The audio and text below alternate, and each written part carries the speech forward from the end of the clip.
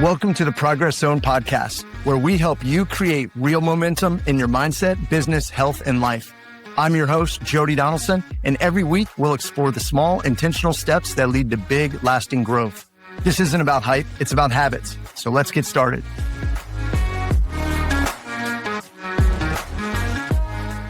Well, hey, everybody, welcome back to the Progress Zone. Today's episode is special because it's not just about fitness or business or transformation. It's about friendship, community, and the power of saying yes to something before you feel completely ready. Our guest today is someone I've known for many years, a former neighbor, a friend, and someone I've had the privilege of sweating alongside of, and even had the opportunity to teach group fitness at her incredible Bootcamp. Kelly Young, the founder of Kelly's Bootcamp and INERGY, is a force of nature. She has built more than just a business. She has built a movement, a community rooted in connection, accountability, encouragement, resilience, and heart. And she doesn't just lead through fitness. She's written a powerful book titled Start Before You're Ready, The Power of Taking Action, where she challenges readers to break through fear, perfectionism, hesitation, and step boldly into the next chapter of their lives. It's honest, practical, and full of the courage she teaches every day. She also hosts the inspiring podcast Start Before You're Ready, where she has real, meaningful conversations about what it actually looks like to take action before you feel ready and how those imperfect steps can create extraordinary change. What I love most about Kelly is that everything she does, whether it's coaching, writing, podcasting, comes from a place of genuine passion to help people find their strength, their courage, and their confidence again. So today we're blending our personal history together and her incredible professional journey, and we're diving into what drives her, what she's learned about people in progress, and why starting, even imperfectly, can change everything. Kelly, welcome to the show. Jody, thank you so much. What an incredible introduction. You're going to make me cry.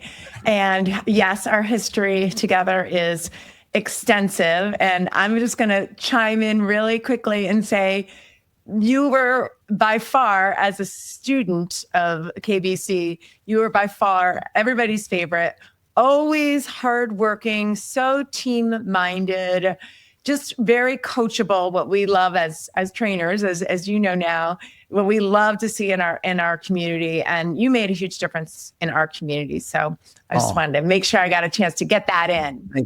Thank you. It's definitely meant a lot to me and helped lead me to the journey that I'm on today. So, and we'll get into that in a little bit. And I'm so excited for you to be here. Thank you for taking the time. And I know you've built something so meaningful over these last several years. And before we get into it all, I'd love for listeners who may be meeting you for the first time, kind of hear your story. So take us back to the beginning and share a little bit about your background and how you got started in fitness.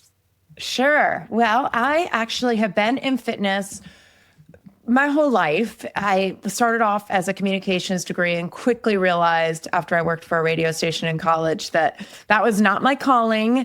And I wanted to do something to help people with their health. I was really passionate about health and longevity and fitness and feeling good. And I felt like that was really where I needed to go. So I actually went to graduate school at Greensboro, North Carolina, another parallel that we have. I moved to North Carolina and started doing all of the work that I needed to do to get into graduate school because my undergraduate degree was not in that space at all. And I started off doing worksite health promotion and doing some jobs that I didn't think were so great. Like I worked at a commercial gym.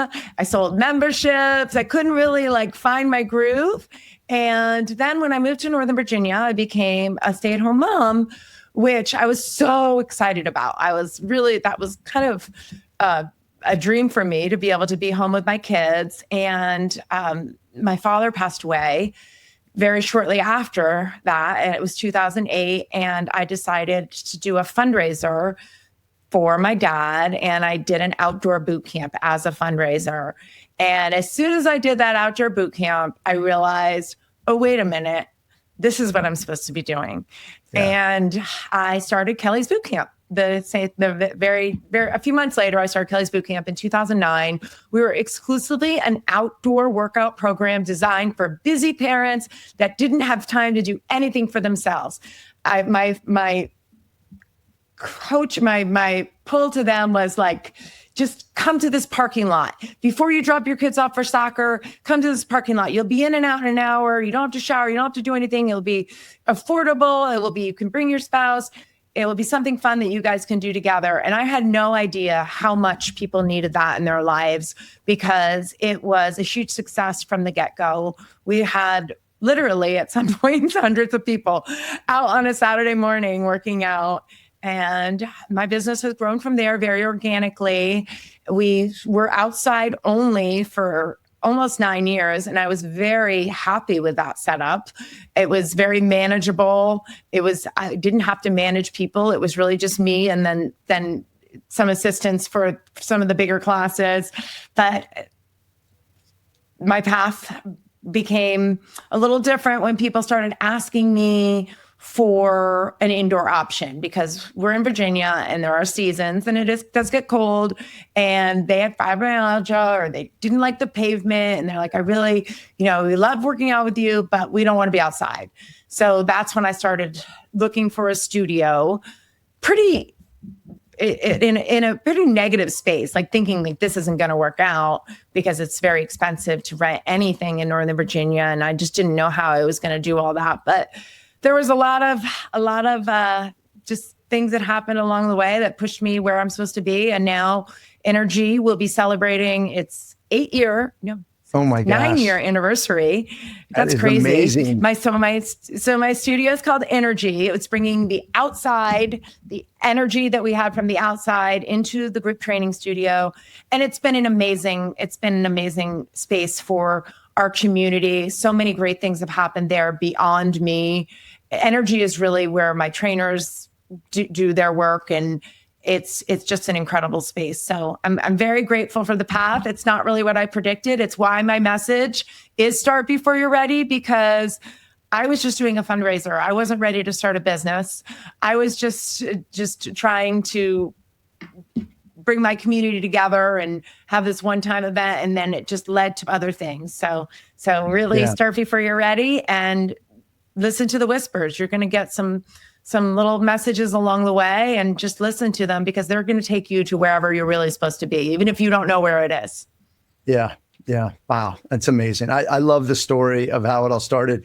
I was there at that first workout. You sure were. With my power blocks and the tennis courts and wherever else. The power blocks. Remember those? So, yes.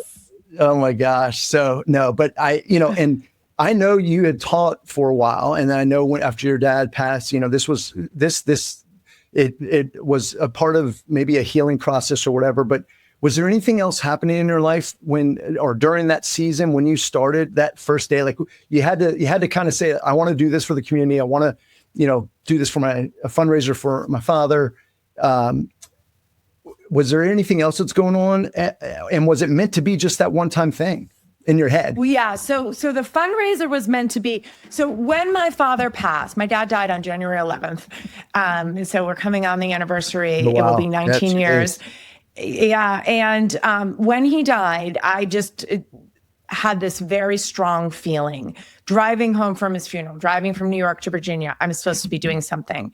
Like I didn't know what it was, but it was like I was being called to do something, and I had no idea what it was. And I wasn't looking for something to do, so I didn't even want to know what it was, because I had these 4 little kids at that point. Yeah. I wanted to be a mom, and I wanted to soak in that time. And I was overwhelmed as it was. I was not looking for anything to do. I was not bored. I was not unfulfilled. I was very happy, except I was missing my father.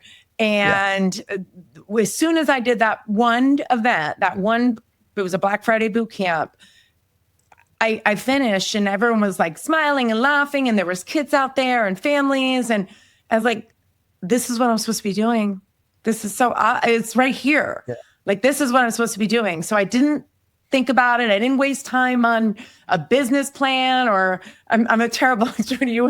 I don't follow all of your incredible advice, but I was very whimsical about, I'm just going to start. I don't have any overhead. I'm just going to go to a parking lot with some cones, and I'm just going to run this boot camp. And zero expectation. If people come, great, I'm here for them. If they don't, then there's no boot camp, but they came. So then I had to go from there. Then I had to figure out what I'm doing next. Oh my gosh, a lot of people came. What am I, I need 2 classes now. And then everything kind of grew organically. Yeah.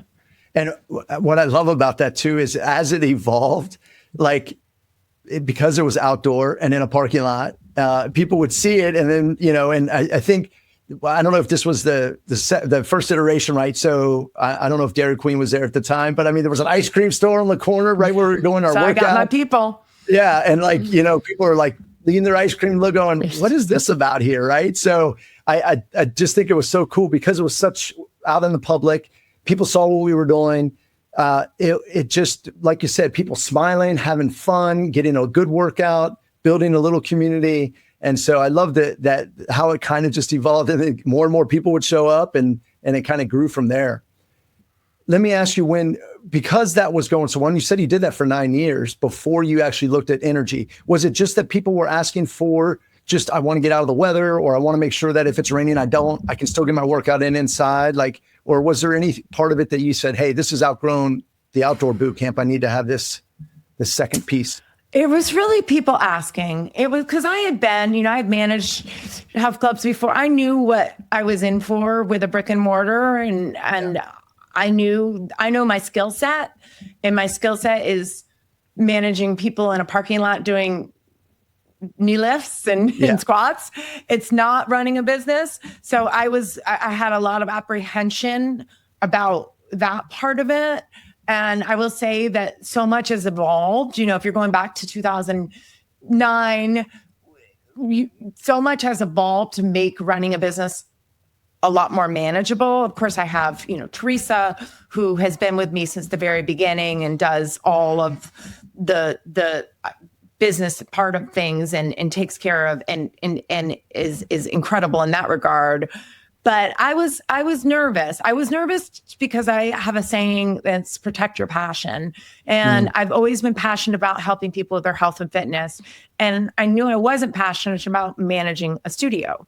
And I didn't know if I wanted to do that, if that was going to make me not love fitness. So when I opened Energy, I was very deliberate about how it was going to be run. There wasn't going to be a front desk person. It wasn't going to be open all hours. The instructors would be in charge of their classes. They would manage their class. They would come in the studio, teach their class, and then if there's a class extra of them. But I was very deliberate, and I think that that's another one of the things that I like to help people with and coach people, know your strengths and figure out a way to do it in a way that you can keep doing it. Because maybe in the beginning I would have been okay being there all day long, but I knew down the road that's not what I wanted. So I'm like, let me start in a way that I know I can keep going. Just like we tell people when they start a workout journey, when they say, how many times a week should I work out? I say, how many times can you sustain? Not just for this 6 weeks, beyond that, because that's what you should start with. Because we don't want to stop, right? We want to keep going. Keep that momentum. Yeah. Yeah. Was there anything, so because you knew your strength, which I think is very, it's good that you looked at yourself and said that, well, hey, what am I good at? What do I want to do? What do I not want to do? What is it going to look like later? How am I going to, I can't be there 24/7. I got a family, I got, responsibilities. But opening the studio, even if you manage other clubs, was there anything that, required of you that you had not prepared for when you opened it in that process? Yes. Well, opening a brick and mortar, nobody tells you all the permits that you need, and you have to wait for this person to do that. I was overwhelmed by that, and I learned so much, but I also, again, had people just come out of nowhere to help me. They were just angels landing on me saying, we're going to get you through this. This is, it was really amazing. And I don't know why I've been so fortunate in my life in that regard. I think maybe it's a little bit of vulnerability and just saying I need help, and then help appears. But I was really, really fortunate with that part of it. And also when we built out Energy, it was really just four walls. I didn't have a lot of stuff moving into it because I needed to see what it felt like. I'm very like, I need to feel it. And I needed to know like, how are people going to come in? So it was pretty minimal, and we were coming from a parking lot. So no one was going to complain that the equipment wasn't good enough or that we didn't have, no one was going to complain. It was a space. And then as we worked out there, we realized, it works well if we move in sections of 4. And it really did. It did. I'm not going to say I didn't have a plan for it. I did have a vision, and that was another part of this. And I don't mean to be like woo woo, but I saw it. I saw the lot. I saw the cubbies. I saw I could see it, and I'm not visual. Like I do usually have to go into a place to know what it's going to be like. Yeah. But if something came to me that was what energy is now, and every single person that walks into that studio, whether they're washing the mirrors or doing electric or whatever, every single they're like, they kind of pull their shoulder, like, I really like it here. Yeah. They're like, there's something about this place. I really like it here. And I'm like, yeah, I know. It's just an amazing spot. Yeah. Duh. I don't know. I know, but I'm like, I know. It's amazing. There's something really, it feels really special. It feels unique. It feels special. Well, and I mean, for anybody opening a business or like you said, I mean, you this all started organically, and you grew something that I think kind of, it just evolved to this. I'm sure there was fears or doubts during that process, but what were the big ones for you in that? Like thinking, hey, okay, now I'm taking on a lease. Now I'm taking on space. Mm-hmm. Yeah. I've got this to go through construction and permitting and all that. Like, what was the biggest fear or doubt you had during that time? Well, Jody, if I'm being honest, I was really fortunate because I had a business for 9 years with virtually no overhead. Yeah. So I had deep pockets. Yeah. I didn't have to stress about the build out. I paid for the build out in cash. Nice. I didn't have to stress about, I had done the math on the lease. I knew, okay, here's how many members I need. Right. And here's what I'm charging now. Here's what I'll charge. So I was in a really unique situation that I knew I could pay my rent on the first month without blinking an eye. Yeah. So that was really a unique situation. And I actually there was a little bit of an in-between of moving from being outside to moving to energy. I started doing small group training in my garage because I wanted to see, because my boot camp was very affordable. That was one of my pillars, was affordability. I didn't want anybody not to be able to participate because of price.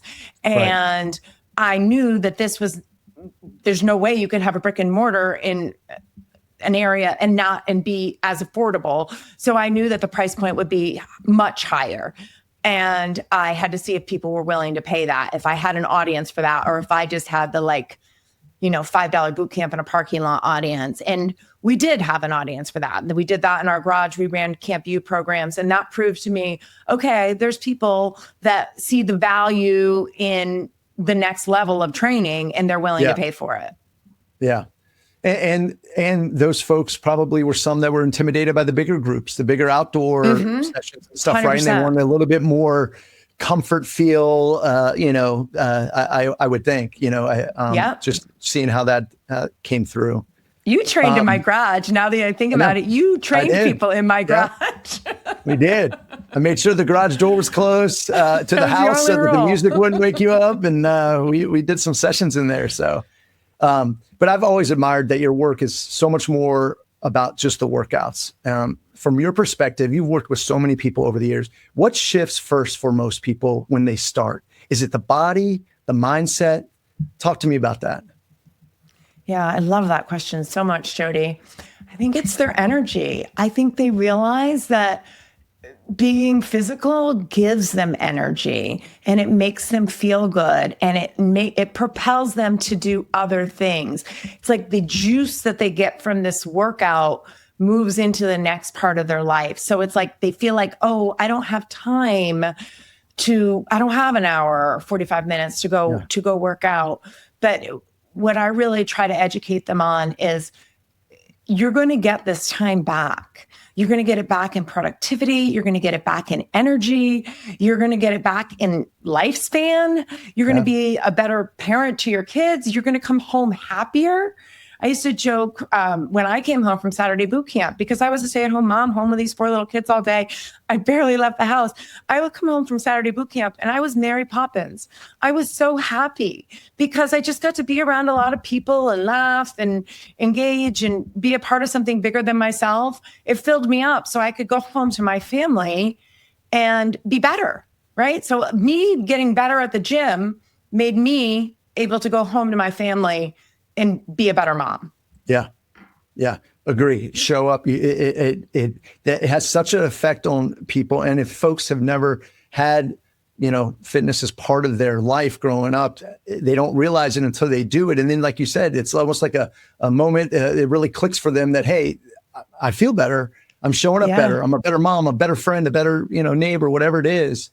What would you say what limiting beliefs, I guess, do you see most often when people start? I think people don't believe in their ability to continue because they failed so many times before.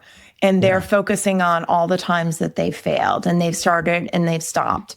And that's where the education comes in, where last time you tried to start a workout program, you came every day and then you stopped. So I don't want you to come every day this time. Right. I want you to come twice. You're not allowed to come every day, because if you can keep going with it, you can build upon your success. But if you start too hard and too fast, you're going to quit. And nobody has time to come every day. I don't care who you are. It's not realistic. So it's that all or nothing mentality that is so common in our area, I guess everywhere, but it's that either I'm all in and I'm eating chicken and broccoli and I'm working out every day, or I'm doing nothing. And we have to coach people, lead them to the in-between, into the somewhere in between, like start off 20, 30, then get to those higher numbers. Those are my most successful students, the ones that started off small and then built. And I think that the model of having only a Saturday boot camp, when we started, even though a lot of people did other stuff, they might have had other workout programs that they were part of. But I think that really helped them as we added classes, they added classes. So they weren't able to come every day from the get-go, even if they wanted to. Yeah. Well, and I mean, I think I know the answer to this, but I'm going to ask you, for someone who's listening who wants to start, but just feels intimidated or embarrassed, or just that they've deconditioned themselves over the years of life, what would you tell them if they were standing in front of you today? And what do you tell them when they come to you? Everybody is cheering for you. Everybody is cheering for you. Nobody's rooting against you. There's not one person I can say with confidence in either of our places that we run that doesn't want the best for everybody that's there. So if you walk in, you are going to be cheered for and encouraged. You're going to be met where you're at.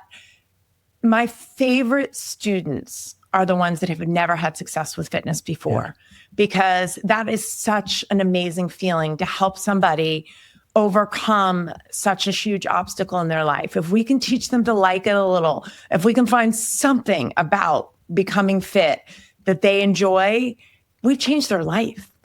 We have changed their life for the better in so many regards. So we want you. You're our favorite person. The more out of shape, the better. The less push-ups you can do, the more I like you, because that's going to be my claim to fame. When I get you to do a push-up, I'm going to be jumping up and down, standing next to you, so excited that we got that push-up out of you. Yeah. It's really, and I'll speak on behalf of all trainers. We're all like that. That is a commonality that we all have. We want you to get better. We are cheering for you. There's no judgment. There's no judgment.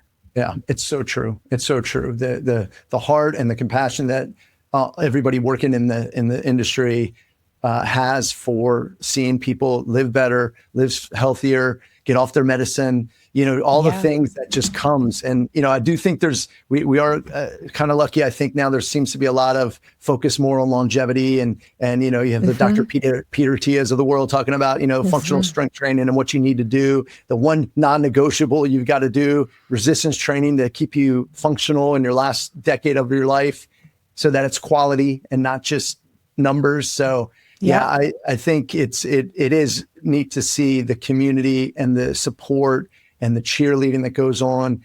Everybody's smiling. Everybody, it also makes you feel safe, right? A lot of people that come into this don't feel safe. They are embarrassed, or they're afraid they'll hurt themselves. I do hear that a lot too. I don't want to hurt myself. You're going to hurt yourself if you don't start working out. That's when you're going to hurt yourself. You're not going to hurt yourself. We're going to keep you safe. We're not going to let you do too much too fast. Yeah. Yeah, it's true. Well, for such a long time, your impact has been in person and community based, but what made you realize your message needed to reach beyond the studio walls and that it was time to start before you're ready? Yeah. Well, I didn't know that was the title of my book when I wrote it. And I love the title so much. And if nothing else came of it, it's that message. And I felt like I had a story. I felt like I was resilient. And I felt like all of the bad things that happened in my life led me to something good. And I wanted people to know that, because we all have bad things that happen in our lives. And I want people to know that this really hard chapter is here to teach you. And if you let it, it's going to take you somewhere good. My mom had mental illness. And back when I was a kid, mental illness was not very common. And I didn't understand it. And I was embarrassed of it. And she was very psychotic when she would go into her episodes and do really crazy stuff. And it was a really hard childhood. And I felt like that was part of how I became strong. And I wanted to be strong physically because I felt like it would help me be strong mentally. And I didn't want to get what she got. Not that it was contagious, but there's a lot that went into it. And I also felt like my story of my boot camp was something that other people could relate to. Right. I started from nothing, right? I built it from the ground up. I started from a parking lot, a girl in a parking lot that just wanted to help people. And I listened to my gut. I wanted that message to come through in my book. I wanted people to understand that there's true feelings that come to you that you need to pay attention to, whatever you want to call them. You want to call them God whispers. You want to call them whatever you want to call them. They're there for you. They're available. And if you listen to them, you'll get somewhere where maybe you didn't know you were supposed to be. I feel like our paths are paved for us, and we just need to listen to those whispers, and they'll take us somewhere. And also, I just one of the things that I thought about, and Jody, I read your book, and I thought it was spectacular, and I think it's an incredible guide for young people. It was great for me as, a 50-year-old woman, but it's incredibly guide for young people because you cover so many things that nobody talks about. It's like all these things that we just, and I'm guilty of it as a parent. I have grown children and just assume these are things our kids are just going to figure out osmosis or learn from the air, and they don't. And I felt like that was another part of my book, was that they need to know that this job that they have that's not so great isn't going to be their last job, right? Or, there were so many things that I wanted to say, that I felt like part of my life experience, and it wasn't anything special, and I wasn't anybody special. That was part of the book too. I'm not anybody special. I'm an average Joe, and this is my dream. It's not somebody else's dream, but it's my dream. I'm living my dream that I didn't know I had. So you don't need to know exactly what your dream is. Don't worry if you have no idea. I would never have said when I was 21 years old, hey, I want to run classes in a parking lot. That would be so cool. That would have been embarrassing. In the rain, snow, whatever. So. Oh my gosh. Did the writing process teach you anything about yourself that you weren't prepared for? It was very, it was a great emotional release. I thought it was very therapeutic to write. And one of the things that I struggle with is a pretty disorganized brain. I have a very patterned way of thinking. So writing was hard for me, to say the least. Yeah. I did have help. I did have somebody helping me. And that's another thing. As I knew I had this book in me and I knew I could do it, but I just needed a guide. And my paths crossed with somebody that was just the perfect person. And we had an incredible time together. We really enjoyed the process of it. We laughed, we cried. We had a great, I mean, I'm not saying it wasn't hard, and I'm not saying I didn't want to quit, because writing a book is way harder than anyone can ever explain to you before you actually do it. But it was worth it. It was worth it. Yeah. Well, and I think the book's got so many great stories and of members of the community that are in there. And it's just, I love that, because one, I know a lot of these people, and to sit down and actually read about their journey, I was there beside them working out, but might not have known some of the stuff that was going on. And I love how you brought it all together. So kudos to you for putting that into print. Yeah, I think the fun thing about that was a lot of the people that are in the book are people that are looked at in our community as like superstars. Like, oh, this all came easy for them. They were born being able to do 50 push-ups. Right. Like, that's just, they look at them and they don't know how intimidated they were before they started. They don't know that it took them 2 years of eating ice cream at Dairy Queen before they were willing to try a class. Yeah. There's so much. And that was really what I wanted to share as well. Like, why people start and why they stay is very different. And everybody's story is different.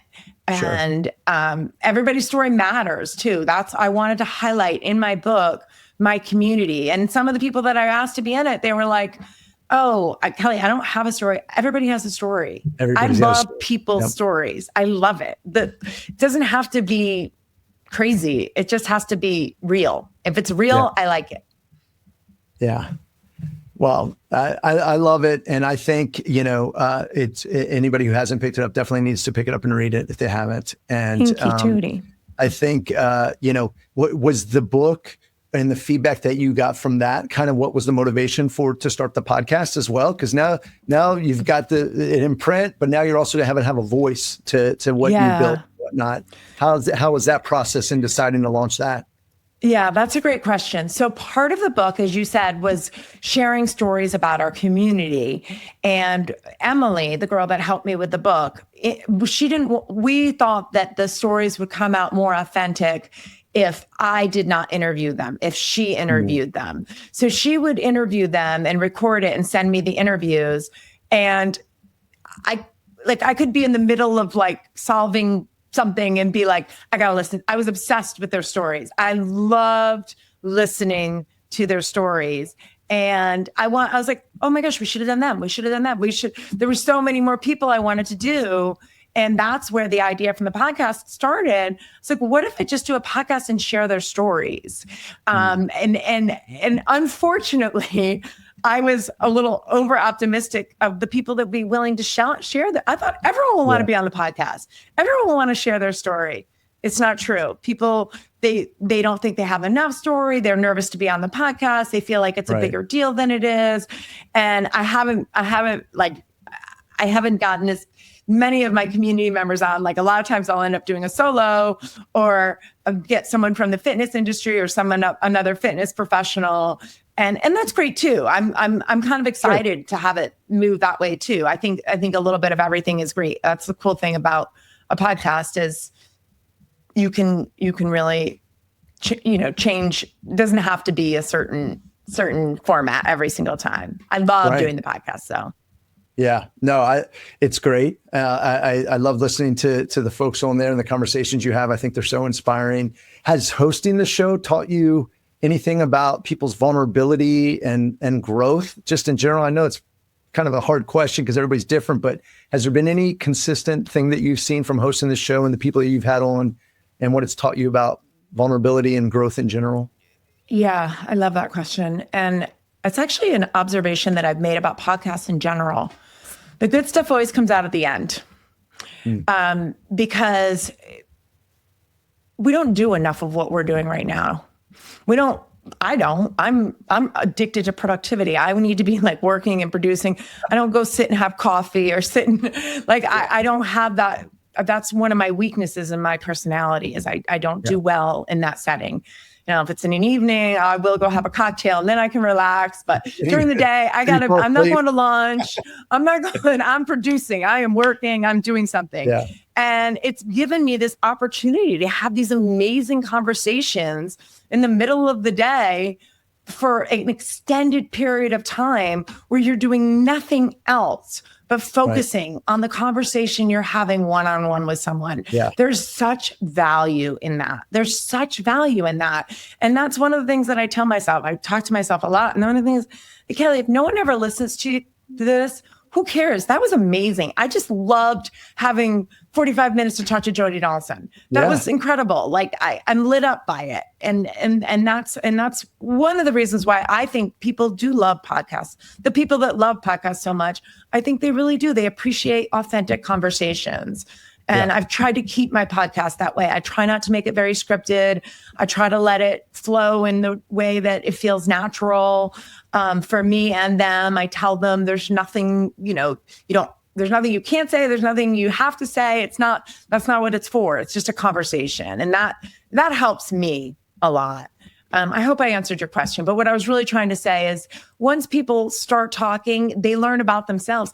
I actually have a theory that people that come on the podcast have better success with their health and fitness afterwards because they just had like a little counseling session and they were reminded of, hey, I remember when I used to do this. And they're reminded of we don't do enough reflection. We're always like thinking ahead. It's like kind of like looking back. I think it's powerful.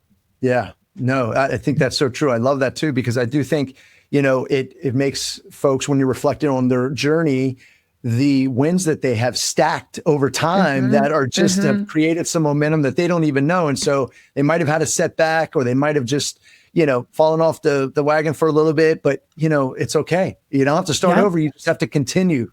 And that's kind of, that's the basis of what I like to get people to do too, is just all of us could be better tomorrow than we are today. And if we're not working on ourselves each and every day, no matter what it is in all areas of life, we're not showing up to be our best version of ourselves. So I love that. Well, we are definitely cut from the same cloth, Jody Donaldson. I know. That's crazy. When you talk, I listen, buddy. I love what you say. I agree. Well, same. Well, I mean, you've built this business, you've built a brand and a platform. What has entrepreneurship just taught you about courage within yourself? That's a great question. I'm going to detour for a second because I want to make sure to say it. It's amazing what somebody says, how much it can impact you. And this is something that you said to me back at the Dairy Queen parking lot, probably 15 years ago, Jody, maybe 13. I don't know. You used the word brand and you said, you said something about being good at branding, and I was like, I basically had to look it up. I didn't even know what it meant.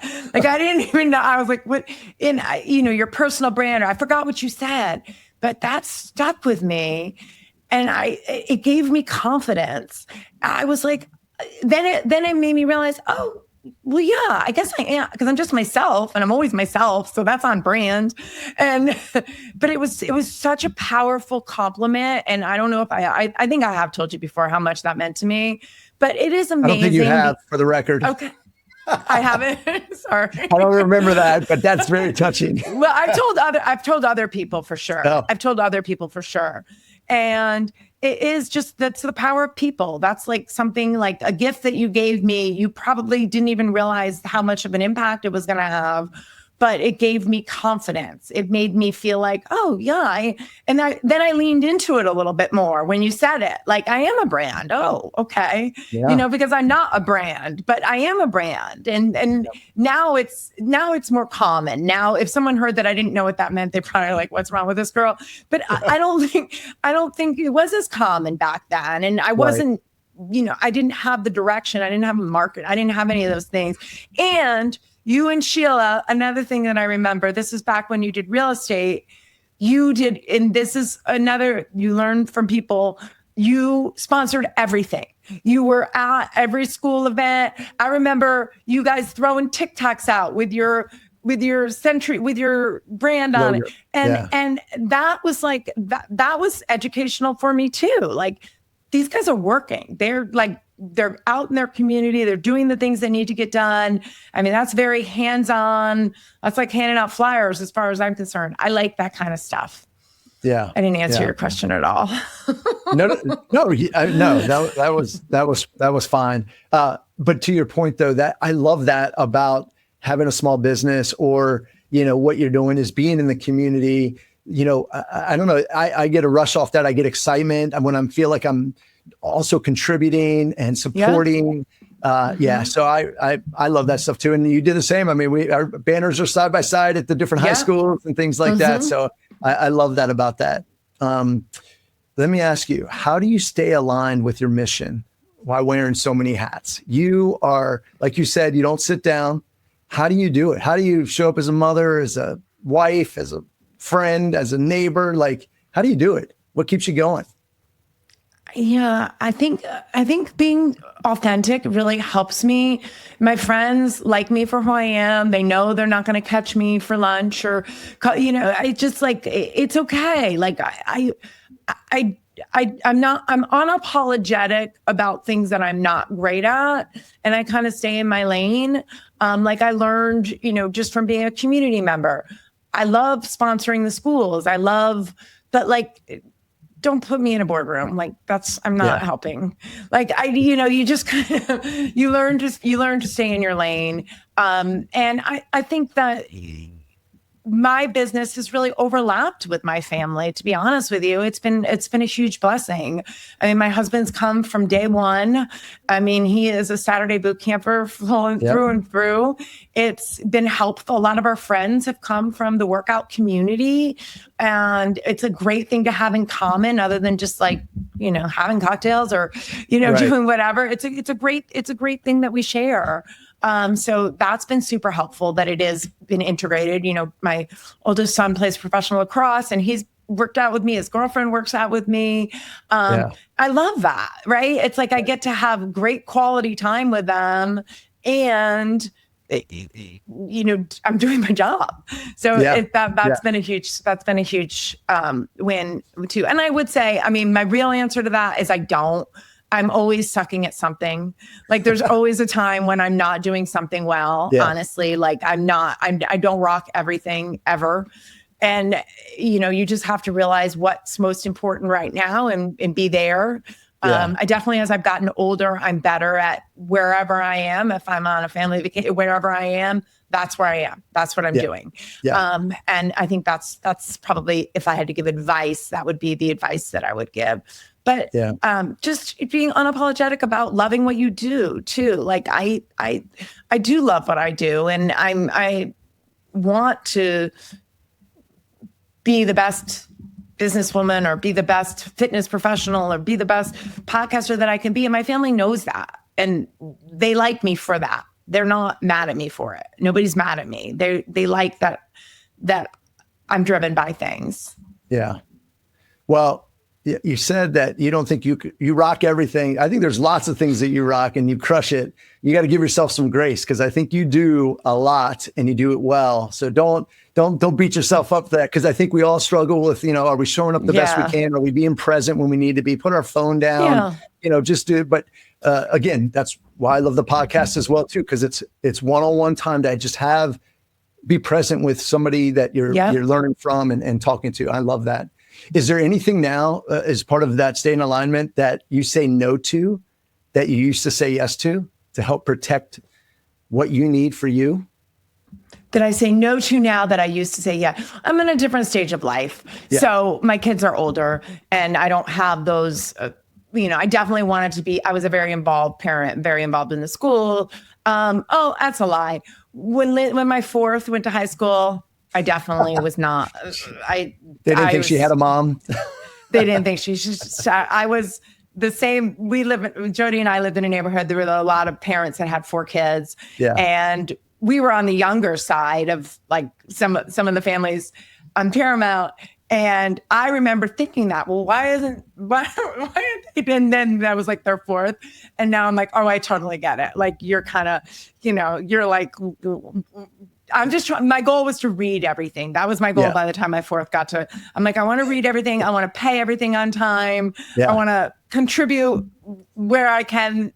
But I'm not necessarily like, I've never been your organizer. You don't want me in charge of like organizing something. So those are the things I would say no. Now, if it was like a lunch at the school or something where it was like a physical job, like I'm there. Like I can make that happen. I can do.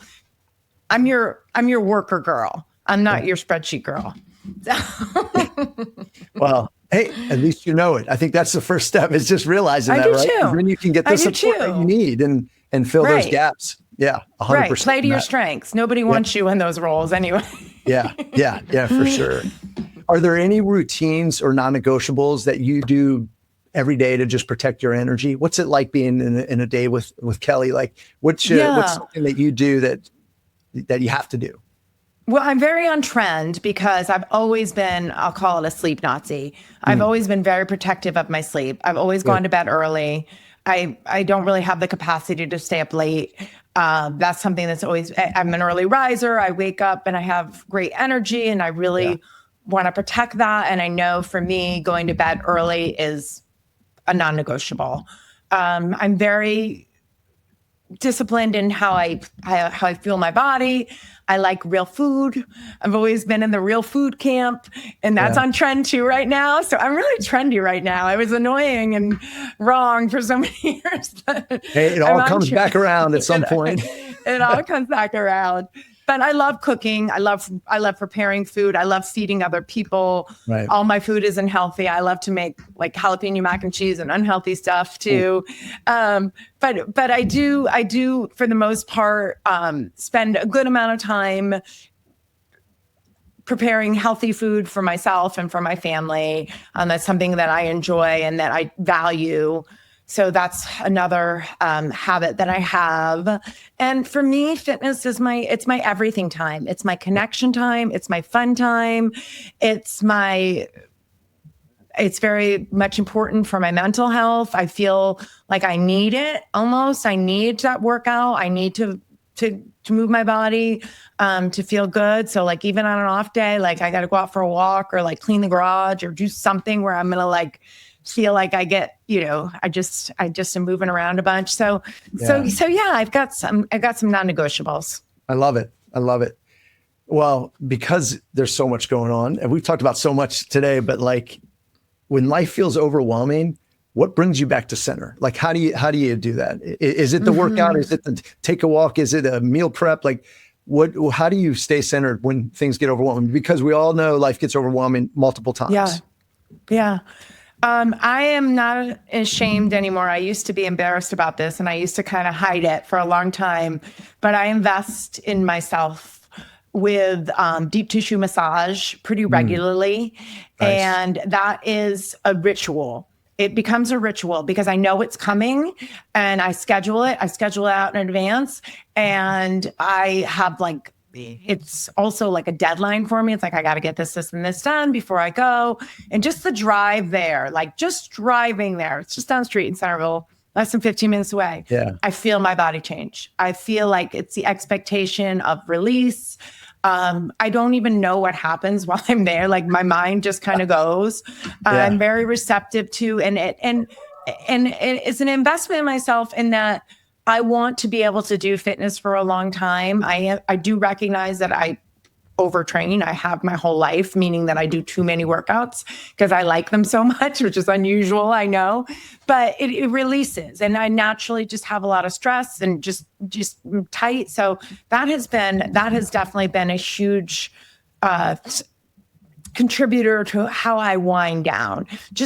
And I think my advice to other people, if they're going to have something like that, is schedule it. Like, don't make it something that's adding stress. It's like, that's a non-negotiable. That's how I tell people to schedule their workouts. Schedule it out and know, oh, there's this meeting I can't go. I've got an appointment. They don't need to know what your appointment is. For all they know, you're going to a neurologist. You have an appointment. And also, I also do yin yoga, which is something that I never would have thought I liked because it's very still and it's very slow. And those are things that don't sound appealing to me, but I've learned to calm my brain down doing it. It's something we offer at our studio. And it took me a while to get there, but it's definitely, my brain needs it. My brain needs it. That's probably more for my brain than my body, even though it is really great, deep stretching. I feel like it's kind of the same thing. I feel myself kind of shut down a little bit, which for certain people is hard to do. Right. Well, I love that you mentioned that about self-care, because I think it's one area that so many people feel guilty about, or that's selfish. Yeah, and we kind of talked about it a little bit earlier that, if you're able to take care of yourself, I mean, what do they say at the airlines, right? Put the mask on you before you put on someone else, because if you're not taking care of yourself and filling your cup with what you need, you're not able to show up the way you need to be to everybody else. So I love that about that you admit that and say that those things you do for you, because Confession. Don't tell Andrew. No, I'm just kidding. He doesn't know about it yet.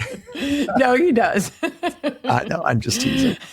Well, when you think about, I've enjoyed this conversation so much, but when you think about legacy, about what you've built, the community you've built, I mean, there's relationships, like we were neighbors and friends and we coached teams together and our kids grew up together. And it's just really a special thing that you've built and been a part of and created for the community.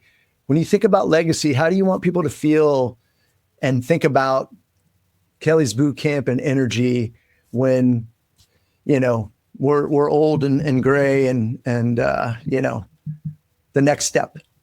Yeah. Well, one of my members gave me this. He actually recently passed away, and it's something that I want to be my legacy. And he said to me, Kelly, I think you should change the tagline for your business. And I thought he was going to say something like silly, because he was a funny guy. And he said, best part of your day. Mm-hmm. And this was during the pandemic. And for so many people, they weren't making connection and they weren't doing anything for themselves. And for a lot of my members, I think it is the best part of their day. A lot of days, it's the best part of my day. And I feel like that is such a gift that people give themselves, that they take the time for themselves, and then it becomes something they actually like, right? If you start to actually like it, you're not going to stop doing it. It doesn't matter how much it costs or how many barriers there are. You're going to find a way to keep doing it if you like it. So that's really it. Like, find a way to make them like it and then make it the best part of their day. Yeah, I love that. And I think that's been the case for so many people. And that's what's helped the success that you've had and the community you've built, is that people do realize that and they see it and they come back for more. It feels good. I mean, everything about it feels good. So, wow, I can't tell you. I so appreciate this conversation. I feel like it's been super incredible. It's been so great to see you, and your journey and your leadership and the way you just show up for people is deeply inspiring to me as well. And so I just thank you for sharing your story today, and thanks for being a friend, more importantly. Thank you so much, Jody. And I can't wait to have you on my podcast, because your story is incredible too. And I can't wait to have you on. Thank you so much for having me. It was really fun to talk to you. And I love that we're both doing similar things right now. It doesn't surprise me at all, because I think that we're both doing things that we're passionate about, and we're very passionate people. So awesome. Love it. I love it.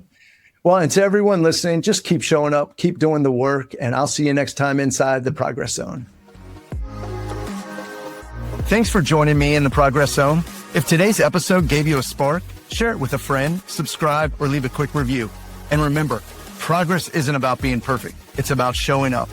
I'm Jody Donaldson, and I'll catch you next time inside the Progress Zone.